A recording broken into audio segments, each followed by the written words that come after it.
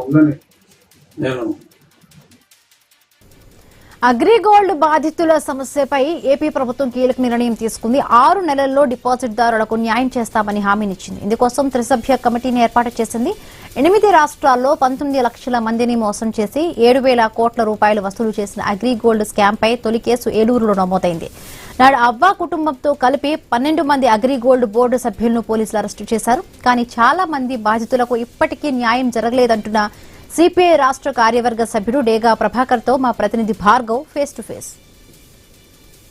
దాదాపు పుష్కర కాలం నుంచి కూడా అగ్రిగోల్డ్ బాధితులు తమకు న్యాయం చేయాలంటూ పోరాటాలు చేస్తున్నారు. ఎట్టకేలకు అటు ఏపీ ప్రభుత్వం కేబినెట్ సమావేశంలో వచ్చే 6 నెలల్లో వారందరికీ న్యాయం చేస్తామని చెప్పింది. అసలు మోసం ఎలా జరిగింది, దానికి సంబంధించి పోరాటం చేసినటువంటి నాయకులు డేగా ప్రభాకర్ మనతో ఉన్నారు.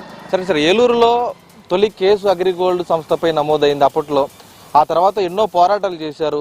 ఏంటి అసలు ఇంతకాలం అయినా కూడా ఇంకా న్యాయం జరగలేదు, ప్రభుత్వం మరొక 6 నెలలు అంటుంది, ఎలా చూడొచ్చు?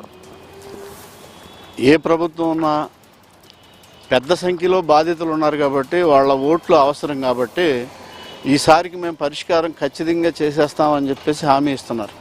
అంటే దగ్గరగా 5-6 రాష్ట్రాల్లో 11.5 లక్షల మంది అగ్రిగోల్డ్ బాధితులు ఉన్నారు. వేల కోట్ల రూపాయల స్కామ్ ఇది. ఆ స్కామ్ చేసిన పెద్ద మనుషుల ఫ్యామిలీ అంతా కూడా ఆంధ్రప్రదేశ్ కాబట్టి మొట్టమొదట కేసు ఏలూరులోనే పెట్టడం జరిగింది బాధితులే. దాని తర్వాత కమ్యూనిస్ట్ పార్టీ అలాగే మా ముప్పాళ్ళ నాగేశ్వరరావు గారు ఆనాడు స్టేట్ అసిస్టెంట్ సెక్రటరీగా ఉన్నారు. ఆయన చొరవ తీసుకొని ఒక సంఘాన్ని ఏర్పాటు చేసి వాళ్ళ ద్వారా దఫదఫాలుగా 11.5 సంవత్సరాల నుంచి దఫదఫాలుగా పోరాటం చేస్తూ ఉన్నారు. గతంలో చంద్రబాబు నాయుడు గారు పెద్ద హామీ ఇచ్చారు. ఏమంటే అప్పటికే దగ్గరగా 400 మందికి పైగా ఆర్ట్లు ఆగిపోయి అంటే ఇళ్ల మీదకి వచ్చి ఇది డబ్బు డిపాజిట్ చేసిన ప్రజలు గొడవ చేస్తూ ఉంటే కొంతమంది ఆర్ట్ ఆగి చచ్చిపోయారు, కొంతమంది ఏమో ఆస్తులు అమ్ముకొని మళ్ళీ అప్పులు చేసి అవి తీర్చలేక కొంతమంది చనిపోయారు. ఇలాగ రకరకాలుగా చనిపోతే వాళ్ళకి ఒక 5 లక్షల రూపాయలు ఎక్స్గ్రేషియా ఇస్తానని చెప్పేసి ఆ రోజు కమిట్ అయ్యారు. యాజిటేషన్ నడుస్తూ ఉంటాయి. దాంతోపాటు ఏదో కొంతమందికి ఇచ్చారు, ఇంకా కొంతమందికి ఇవ్వాలనేది నడుస్తుంది. వాళ్ళకి సంబంధించి సరిగా సర్టిఫికేట్ లేవని చెప్తా ఉన్నారు. ఇది మళ్ళీ యాజిటేషన్ దఫదఫాలుగా నడిచిన కారణంగా మళ్ళీ టీడీపీ ప్రభుత్వం ఏం చేసిందంటే చిన్న డిపాజిట్లు ఏదైతే ఉందో 10,000 20,000 ఇస్తామని చెప్పేసి చెప్పారు. దాంతో ఆంధ్ర రాష్ట్రంలో ఉన్న అగ్రిగోల్డ్ బాధితులు ఎవరైతే ఉన్నారో వాళ్ళందరూ కూడా వాళ్ళకు ఉన్న సర్టిఫికేట్లు ఇవన్నీ కూడా సబ్మిట్ చేయడం ద్వారా కొంతమందికి ఆ చిన్న డిపాజిట్దారులు మినహాయించిన కొంతమందికి ఇచ్చారు, ఎక్కువ మందికే ఇచ్చారు. కేబినెట్ సమావేశంలో కూడా చూసుకుంటే దాదాపు 19 లక్షల మంది బాధితులు ఉన్నారు. అందులో 11.5 లక్షలు ఆంధ్రప్రదేశ్లోనే ఉన్నారని కూడా వివరాలు తెలుస్తుంది. 8 రాష్ట్రాల్లో బాధితులు ఉన్నారు. 7,300 కోట్లు ప్రజల డబ్బు వారికి చెల్లించారు. నిజంగా మీరు అన్నట్టు ఇప్పటి వరకు కేవలం 900 కోట్ల రూపాయలు మాత్రమే 10,000 20,000 డిపాజిట్ చేసిన వాళ్ళకి ఇచ్చారు. ఇంకా 7,300 కోట్లలో 900 కోట్లు మాత్రమే ఇస్తే మిగిలిన డబ్బు అసలు ఎప్పటిలోకి వచ్చే అవకాశం ఉంది? దీనికి సంబంధించి న్యాయపరమైన చిక్కులు ఏమైనా ఉన్నాయనుకోవచ్చు? ఇప్పుడు గతంలో ఇది కోర్టులో వేసిన కారణంగా అగ్రిగోల్డ్ దాన్ని సంస్థను ఏర్పాటు చేసిన వాళ్ళు ఎవరైతే ఉన్నారో ఆవాజ్ ఫ్యామిలీ వీళ్ళు కూడా దాన్ని కోర్టుకి వెళ్ళడంతో ఆ రోజుల్లో చిక్కులు ఉన్నాయని చెప్పేసి ప్రభుత్వం చెప్తుంది.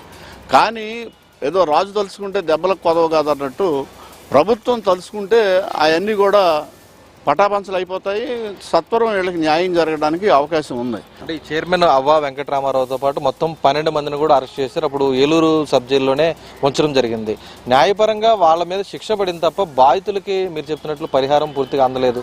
న్యాయస్థానాలు ఇటువంటి విషయాల్లో ఎలాంటి చట్టాలు తీసుకొస్తే బాగుంటుంది? ఇది ఇటువంటి కేసులు ఇంకా ఎన్నో చిట్ ఫండ్స్ కానీ ఎన్నో రకాల స్కాములు కూడా బయట జరుగుతాయి. ఇప్పుడు వీళ్ళు 10 మంది కలుస్తున్నారు, పలానోడు డైరెక్టర్ పలానోడు చైర్మన్ అని చెప్పేసి దాన్ని ఏమో రిజిస్టర్ చేయించేస్తున్నారు. రిజిస్టర్ చేయించేసి జనాన్ని మభ్య పెట్టడం కోసం లేకపోతే ఆకర్షించడం కోసం ఏం చేస్తున్నారంటే ఏ పార్టీ పవర్లో ఉంటే ఆ పార్టీ మంత్రులతోటి ఆఫీస్ ఓపెనింగ్లను లేకపోతే ఇంకోటనో తీసుకొచ్చి చేయిస్తూ ఉన్నారు. అది ప్రజలు ఏమనుకుంటున్నారంటే ఈ మంత్రులు వీళ్ళందరూ వస్తామని చూసి ఇదేదో గొప్పదనుకుంటా గ్యారంటీ ఉంటుంది అనుకుంటా అనే భావంతో కడుతున్నారు.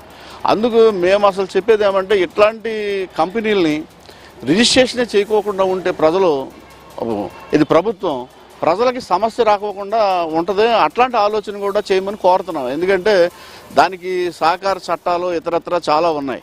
ఈ చట్టాలకు సంబంధించి కూడా సరళతరం కాకోకుండా కఠినతరం చేసి వాళ్ళు ఏ స్థాయిలో వ్యాపారం చేస్తారనుకుంటున్నారో అంత డిపాజిట్ కట్టించుకొని రిజిస్ట్రేషన్ చేస్తే మినిమం గ్యారంటీ కట్టినోడికి ఉంటుంది.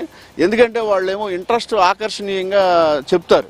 ఆకర్షణీయంగా చెప్తే ప్రజలకు ఏదో ఆశ ఉంటుంది కదా, మనం పడితే ఏదో కొద్దిగా ఎక్కువ బ్యాంకుల కంటే కొద్దిగా వడ్డీ అదనంగా వస్తుందని చెప్పేసి ప్రజలు ఆశపడి అటు పక్క పోవడానికి అవకాశం ఉంది. పోవడానికి ఇందాక నేను మనం చేసినట్టు ఈ ప్రభుత్వంలో ఉన్న పెద్దలు కూడా అటువైపు వెళ్లడంతో ఇది ప్రజలు ఎక్కువ మోసపోవడానికి అవకాశం ఉంది.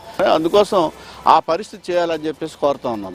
ఇక్కడ చూస్తున్నామంటే ప్రజల ఆర్థిక అవసరాలను ఆసరాగా చేసుకొని వారిని మొగ్గులోకి దింపి ఆ తర్వాత ప్రజాప్రతినిధులే వాటిని ప్రారంభోత్సవాలు చేసి ప్రచారం చేయడంతో మోసపోతున్న ప్రజలు లబ్ధిదారులకు న్యాయం చేయాలంటే కనుక చట్టాలు ఖచ్చితంగా కఠినతరం ఉండాలి. ఎందుకంటే అగ్రిగోల్డ్లో చూసాం దాదాపు 7,300 కోట్ల రూపాయలు లబ్ధిదారుల నుంచి ప్రజల నుంచి వసూలు చేశారు. అందులో ఇప్పటి వరకు ఇచ్చింది కనుక చూసుకుంటే తొలి విడతలు అంటే 10,000 రూపాయలు మాత్రమే డిపాజిట్ చేసిన వారికి 263 కోట్ల రూపాయలు గతంలో ప్రభుత్వం చెల్లించింది. అలాగే 20,000 రూపాయల డిపాజిట్లు చెల్లించిన వారు దాదాపు 7 లక్షల మందికి పైగా బాధితులకు 666 కోట్లు ఇచ్చింది. ఇంకా దాదాపు 6,400 కోట్ల రూపాయలు 20,000కు మించి డిపాజిట్ చేసిన వారికి ఇవ్వాల్సినటువంటి పరిస్థితి ఉంది. ఇప్పటికైనా కేంద్ర రాష్ట్ర కేబినెట్ నిర్ణయం తీసుకుంది కాబట్టి ఇచ్చిన మాటను కట్టుబడి 6 నెలల్లో వారందరికీ న్యాయం చేయాలి, వడ్డీ కూడా చెల్లించాలి, ఆస్తులు పెరిగినాయి కాబట్టి అంటూ కూడా ఈరోజు సిపిఐ రాష్ట్ర నాయకులు డేగా ప్రభాకర్ కోరుతున్నటువంటి పరిస్థితి అయితే కనిపిస్తుంది.